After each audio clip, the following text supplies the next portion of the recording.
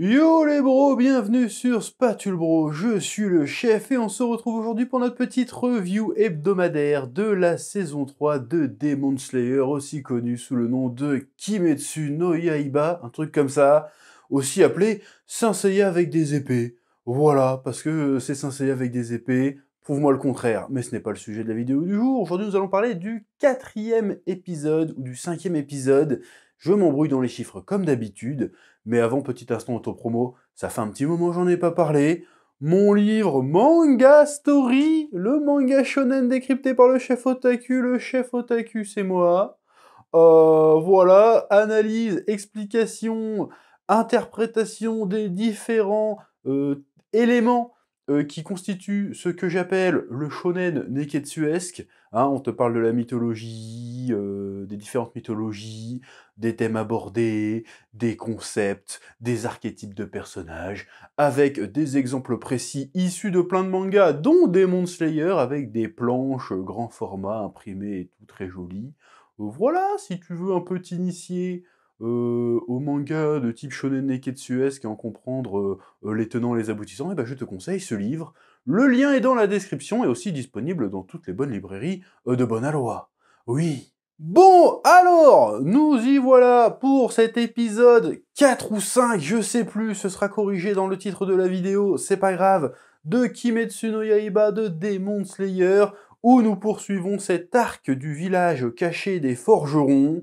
Je crois que dans l'intitulé, ça va marqué village caché, mais c'est un village caché dans le concept, où l'attaque des démons des 4e et 5e lunes supérieures, encore une fois, si je me gourre pas dans les chiffres, mais il me semble que c'est ça, des 4e et 5e lunes supérieures, qui ont débusqué le village des forgerons, je sais plus comment, je crois que c'était expliqué, mais j'ai complètement oublié. Je reviens de vacances, mon cerveau n'est pas encore connecté là, parce que pendant 15 jours, 3 semaines, j'étais complètement dans autre chose. J'ai pas lu un manga, j'ai pas regardé un animé pendant 3 semaines, j'étais focus sur autre chose. J'y pensais même plus, c'était le travail, j'étais en vacances totales. Voilà, donc je n'étais plus dedans. Donc, oui, pour revenir sur la revue précédente, j'ai dit quelques conneries.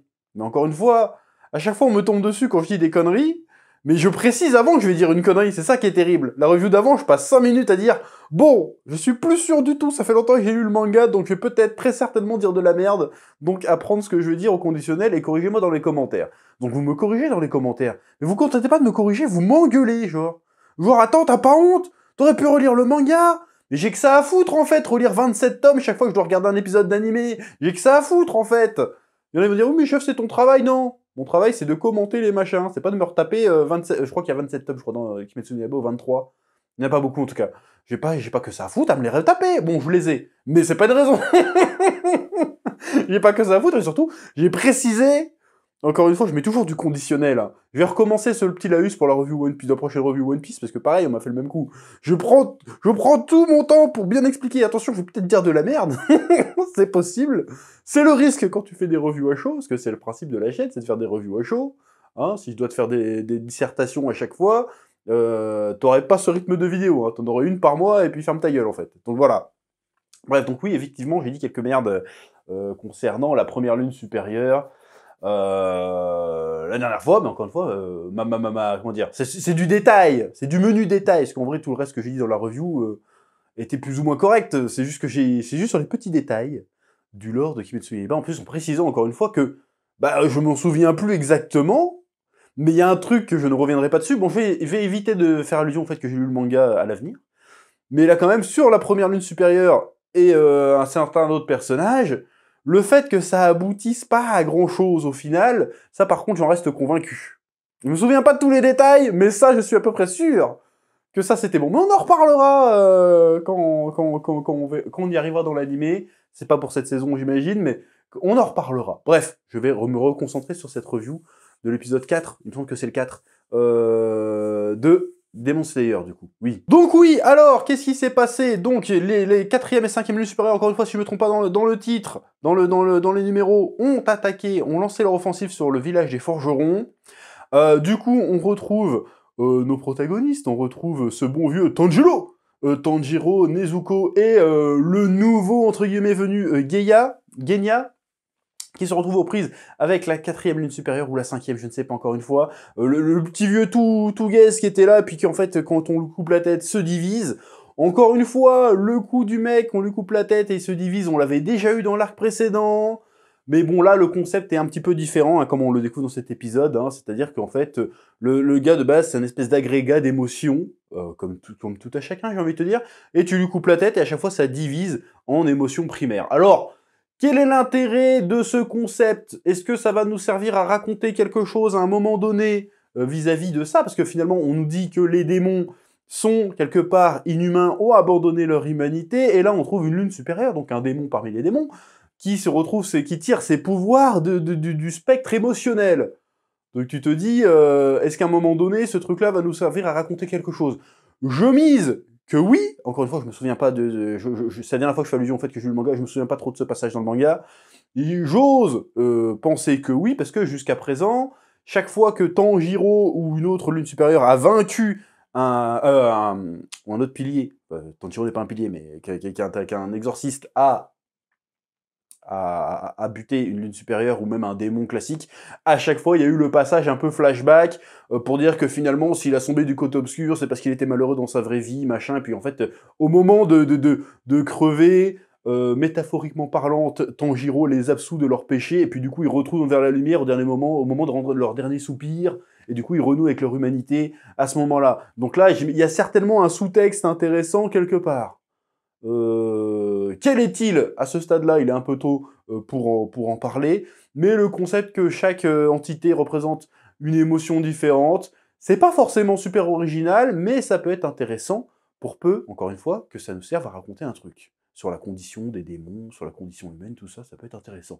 Oui. D'ailleurs, je vais un peu vite en besogne, parce que finalement, l'épisode s'ouvre sur le fameux Tokito, hein, qui était jusqu'ici un personnage un petit peu apathique, qui avait pas l'air de sentir des émotions. Hein. J'avais même dit qu'il avait l'air d'être un petit peu autiste, dans le sens où il a pas l'air de les interactions sociales, il comprend pas trop les codes sociaux, tout ça, il s'en bat les couilles, en fait, il va à l'essentiel, il est très, en fait, il faut que je batte le cyborg marionnette pour m'entraîner, j'en ai rien à foutre qu'on le casse ou quoi que ce soit, pousse-toi de mon chemin, j'ai pas le temps à perdre. Faut que je sauve des vies et trucs comme ça, alors qu'en fait, je pense qu'il en a rien à foutre de sauver des gens, c'est juste que, bon, c'est ma mission, je le fais. En tout cas, c'est comme ça qu'on perçoit le personnage, pour le moment.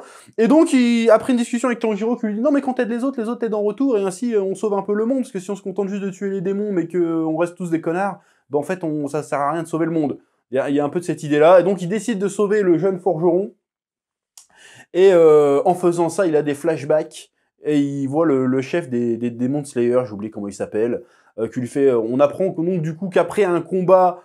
certainement très difficile, où il s'est retrouvé en sang, en bandage et tout, à moitié cané, il a perdu la mémoire. Donc là, nous avons un personnage amnésique. Et du coup, on se dit, on en déduit, encore une fois, je précise, je ne me souviens pas exactement de ce passage en manga, on en déduit que si le gars est aussi apathique, c'est pas parce que de base, il est autiste ou juste que c'est un trou de balle. Attention, je fais pas le lien entre être autiste et être un trou de balle, hein, ne déformez pas ce que je dis. Et ben en fait, c'est parce qu'en fait, il a perdu la mémoire. Donc, il a aussi peut-être perdu la mémoire des émotions. Et que du coup, c'est pour ça qu'il a du mal à être empathique envers les gens. Et du coup, on relie avec ce que je disais il y a 2 minutes. C'est-à-dire que là, on va affronter une lune supérieure dont le pouvoir sanguinaire est lié au spectre émotionnel. Et nous avons un pilier qui est dénué d'émotions parce qu'il n'a plus de mémoire. Donc j'imagine qu'à un moment donné, les deux concepts vont s'entrechoquer et se répondre. Et là, ça va devenir super intéressant si c'est ça. Mais est-ce que ça va être ça? Encore une fois, je ne m'en souviens pas, je ne sais pas. Donc pour l'instant, je suppute, je spécule. Mais encore une fois, il y a un propos très intéressant là-dedans, que je trouve plutôt stylé. S'ils en font quelque chose. S'ils en font quelque chose. Oui. Ensuite, l'essentiel de l'épisode, c'est quand même de la grosse bagarre. Alors, j'ai kiffé, mais je trouve le pacing, le rythme de cet épisode... Bah je vois en fait, je vois les ficelles. C'est-à-dire que Tanjiro passe 75% de l'épisode à juste éviter la harpie qui lui fonce dessus. Bon, je suis sûr et certain que dans le manga, c'est pas aussi long. Il esquive 2-3 attaques et puis après il lui baisse sa mère. C'est sûr et certain. Là, tu sens vraiment qu'ils ont fait « Attends, on va faire durer !» Parce que Tanjiro, on sait que le gars, normalement, t'as l'impression qu'il a été nerf la moitié de l'épisode. On sait que le gars, normalement, est costaud de chez balèze et super intelligent et qu'il va trouver une douille pour baiser la harpie. On le sait. Mais pourquoi vous le faites durer tout l'épisode? C'est vraiment pour le côté, vas-y, comme ça on finit sur l'épisode sur la... Comment ça s'appelle? J'ai oublié comment s'appelle la meuf aux cheveux roses qui arrive. Comme ça, voilà. Bon, Donc ce côté-là, j'ai trouvé ça un petit peu agaçant, et pareil pour le côté avec Genya, on avait grillé que le gars allait pas crever. On avait grillé. Bon là, pour le coup, je me souviens c'est quoi ses pouvoirs, je vais rien dire, mais on avait grillé au bout de, allez, 30 secondes que le gars allait se relever, et ils font quand même durer la scène. Du coup, ça m'a un peu agacé. Mais encore une fois, c'est pour pinailler, parce que l'épisode est très bien. Nezuko, qui tout d'un coup passe en mode guts de berserk, on sait pas trop pourquoi, elle est en train de lutter comme ça, elle se prend un méga front kick qui lui traverse l'abdomen, et puis je dis, oh, ça m'a réveillé, vas-y, pouvoir sanguinaire, je te crame ta mère et je te casse les trucs, méga badass pour le coup, donc là j'ai levé les sourcils, je fais, oh, quelle violence! Oh, je m'attendais pas à qu'elle soit aussi vénère tout de suite d'un coup, même si on sait qu'elle est très balèze, mais je m'attendais pas qu'elle soit aussi vénère tout de suite d'un coup. J'aime beaucoup le délire de Gena de balancer des gros coups de fusil à pompe, enfin fusil à pompe, ça n'existe pas à cette époque-là, mais des gros coups de fusil dans la gueule des monstres, je trouve ça très très stylé, il y a un petit côté H versus Evil Dead que j'aime beaucoup.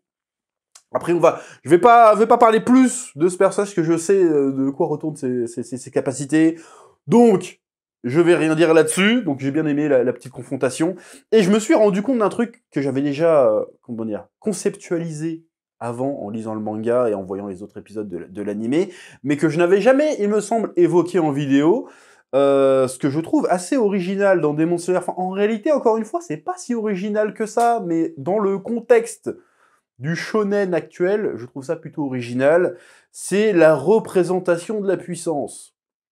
Encore une fois, c'est un concept que j'évoque dans mon livre Manga Story. N'hésitez pas à le lire, parce que j'en parle.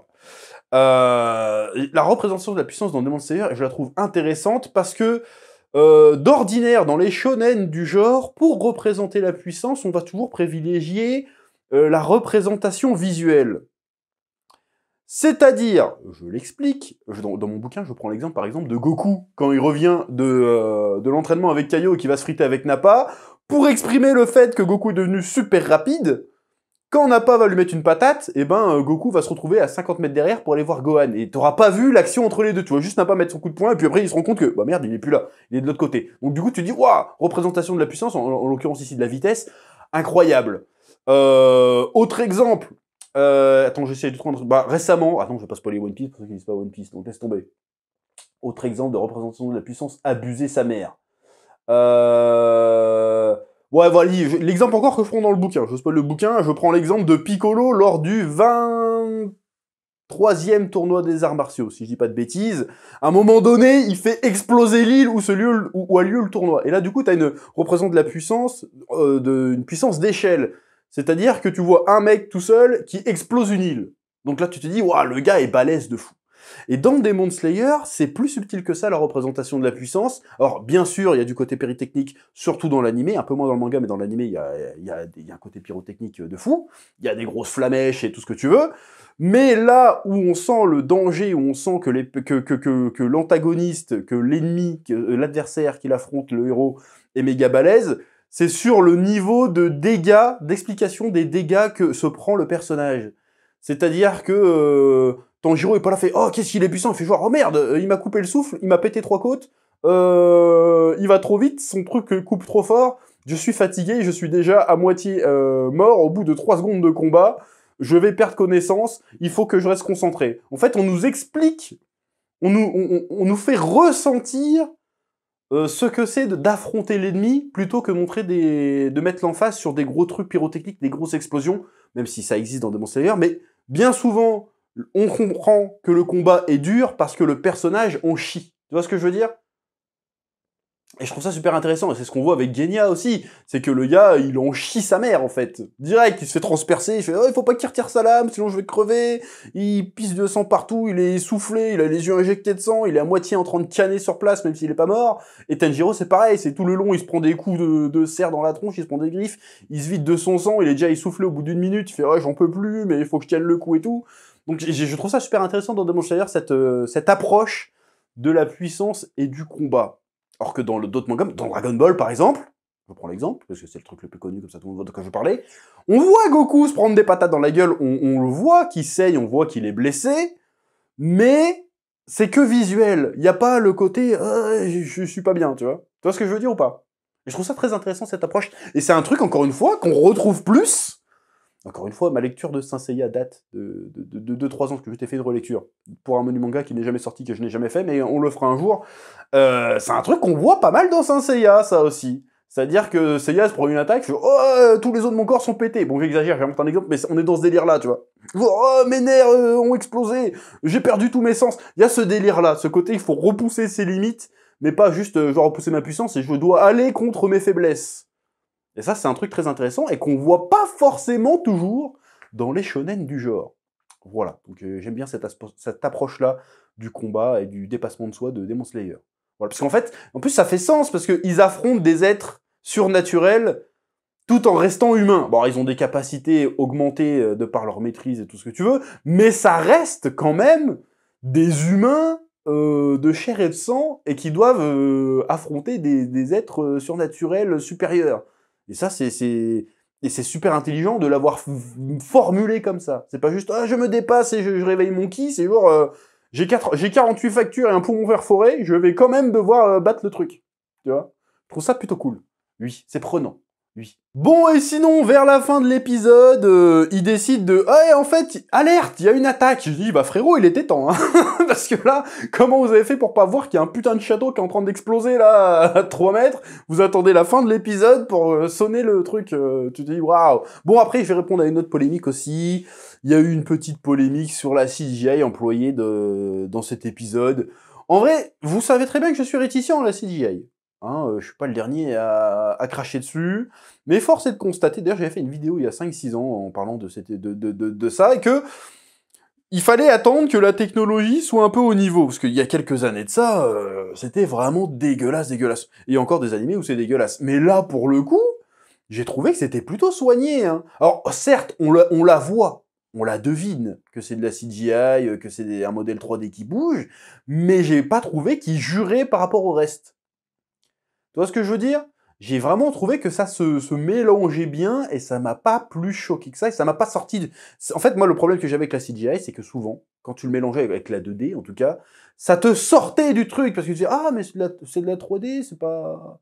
Ça te sortait du truc. Or que là, alors peut-être que c'est parce qu'à force je me suis habitué, ou alors tout simplement que c'était plutôt bien fait, là, ça m'a pas dérangé personnellement. Et je pense que il y a eu des CGI bien plus nazes que celle-ci, et que pour le coup, en plus, il y en a toujours eu de la CGI dans Demon Slayer en plus, hein, parce que tout le monde a bandé sur la scène de l'introduction d'Akaza dans le premier épisode.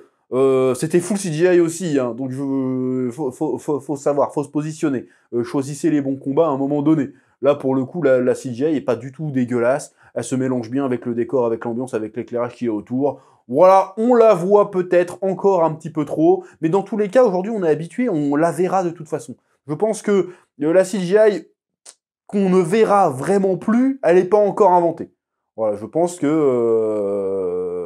de toute façon, on finira par on le verra toujours. Donc arrêtez de se battre contre des moulins à vent. On n'arrête pas le progrès. Et c'est moi le premier que ça me fait chier. Hein. Le dernier le film Dragon Ball où c'est full CGI, c'était plutôt réussi au final, mais ça m'a cassé les couilles, parce que pour moi, l'animation japonaise, c'est du patrimoine, et c'est du 2D. Alors je sais que c'est plus les gars derrière leur table à dessin, on n'est plus dans ce temps-là, mais quand même, voilà. Donc là, pour le coup, c'était relativement bien fait quand même, faut arrêter d'exagérer.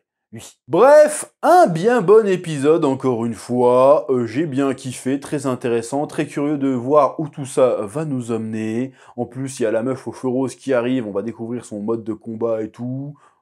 Ça risque d'être très intéressant. C'est à peu près tout ce que j'ai à dire pour aujourd'hui. Voilà, je vous laisse le soin de mettre un petit pouce bleu, un petit commentaire pour me dire ce que vous avez pensé de l'épisode, ce que vous avez pensé de la review, ou tout simplement un petit commentaire d'encouragement, ça fait plaisir, c'est bon pour le référencement. Et je vous dis à très vite sur Spatule Bro pour de nouvelles vidéos. Que la passion vous guide. Oui.